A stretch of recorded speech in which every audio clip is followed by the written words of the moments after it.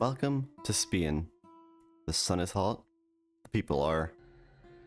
Oh, he's being burnt at the stake. Oh god. Interesting. And we have nothing but the finest first-class architecture. Oh. And for some reason Adam Sandler's here. But to cut the jokes, hey there, I'm Neapolitoad, and I love Resident Evil 4. It's such a strange game to me. This is the game that breaks the mold of previous Resident Evils. Gone is the dark interiors of the Spencer Mansion and police station. Gone is the destroyed Raccoon City, replaced with a small village that we traverse into a castle. The areas are so much brighter and bigger, and the story has changed to compensate for this. The village is such a strangely comforting thing to me. Where's everyone going? Bingo? He said the line! He said the line! And with the bigger areas comes bigger fights. And with bigger fights comes bigger weapons. Holy shit! How do we get these weapons? Well, Resident Evil 4 introduces new systems like a trader who upgrades your weapons to do more damage. Leon's skills also have improved in the 6 years since Raccoon City, allowing us to do some sick kicks. And the melee combat is some of the best it has ever been in the series. You can slash or jab, and best of all, you can parry the infected attacks. But this isn't what I wanted to draw attention to. While I do believe the increase in action is amazing, there's still some moments of classic Resident Evil to me. And these moments are the reason I fell in love with this game. And I just so happened to write out a multiple page autism diagnosis talking about this game, so let's just get started.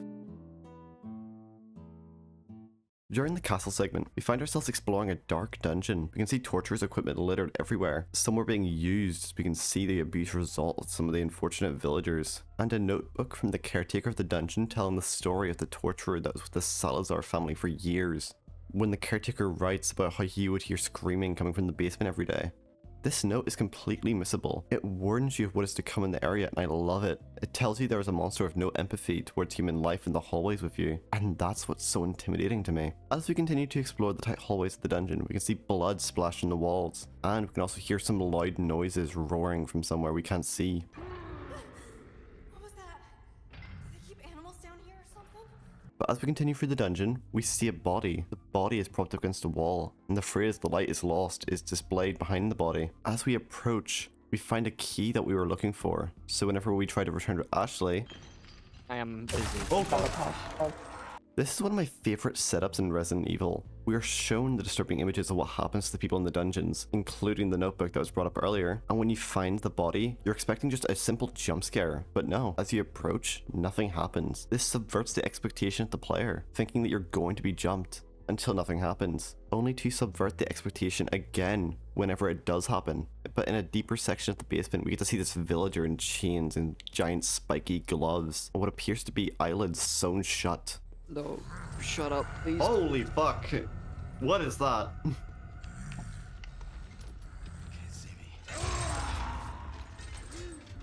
This is a new enemy type being introduced to the player. They are unable to see where the player is, relying on sound to guide them, and are able to easily sneak away from him. Upon getting to the next room, you might notice some vases on the ground, and smashing one alerts you to the sound of footsteps growing closer to your location until the monster makes himself known again. This also shows you the parasite on his back. This is his weakness and how you can kill him. And with this, you escape the dungeon with the key. I also really like this moment because it shows that no matter how much raw strength Leon has due to his military training, his opponent can easily do a lot of damage, meaning you have to play slowly and act quietly.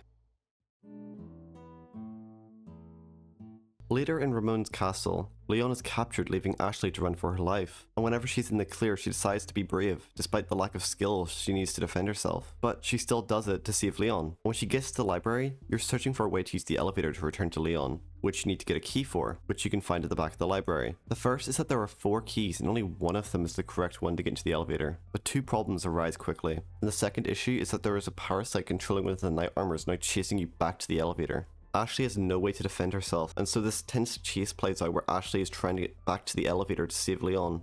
Forcing the player to check for the keys is such an amazing way to keep the player under stress. This may make them panic and not thinking properly. They might pick a key at random, guessing wrong, allowing the knight to gain ground and kill them. Later with Ashley, we get to explore the underground area with dozens of armor sets lined against the walls. And as we get to the back of the room, we see a door with specific symbols we need to activate. We do this by ringing bells. So you run to go ring a bell, and when you do, some of the armor sets spring to life and starts chasing you. When you ring another, more come to life. And this happens again for the final bell, when all the suits are attacking. You need to slip through the door and escape. This It's an amazing area, where the stress of the situation leads you to making a wrong turn, causing an enemy to catch you, ending your run. And upon trying to return back to Leon's cage to finally free him, you have to crawl through some of the suits of armor which have now been left vacant. Oh, I don't like this.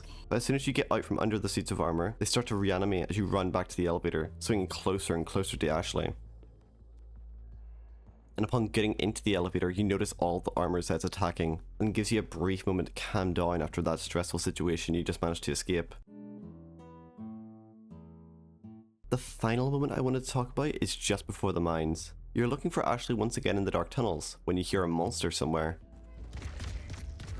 You can tell by the way I use my walk. I'm a woman's man. No time to talk. Oh shit, you're at this part. So you take your time looking for whatever could be in the tunnels with you, when you find an elevator, but it appears to be shut down due to a lack of power. So you search for the power room and redirect some power to the elevator, which causes whatever was lurking to attack, revealing Salazar's assassin, a creature that manages to look both like a xenomorph and a human hybrid. And god do I love this design, as there's just something so intimidating about it. The mixture of the monster aesthetic with how it has these giant claws to slash at us with, or its inherent height advantage allowing him to tower over the player. He also has a tail that he uses as a weapon, which can do some serious damage to the player if he's caught out by it. His face also creeps me out because of the top half still being human. This reminds the player that this was once a villager until the last Plagas turned him into the ultimate killing machine, which is a grim idea to think about. The monster's body is also shown to be very slim, allowing it to easily chase you down. Yeah, okay, that's cool. Just get back immediately altered, like, what was that, 3 times? We can see this being used as you're being chased in the tunnels. He moves like a freight train, unable to be stopped.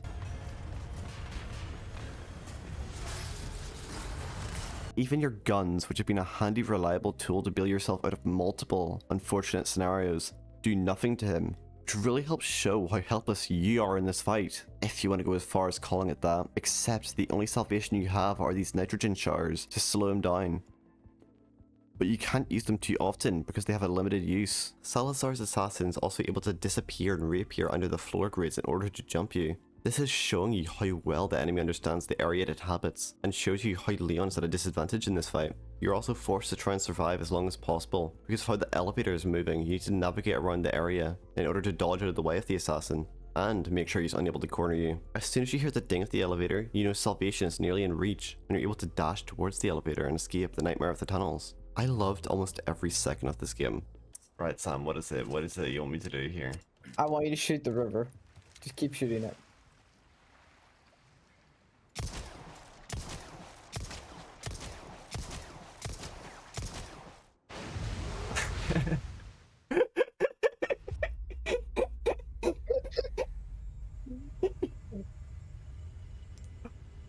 Well, I guess I got it right by saying you just fucking die and that's the Easter egg. Yep.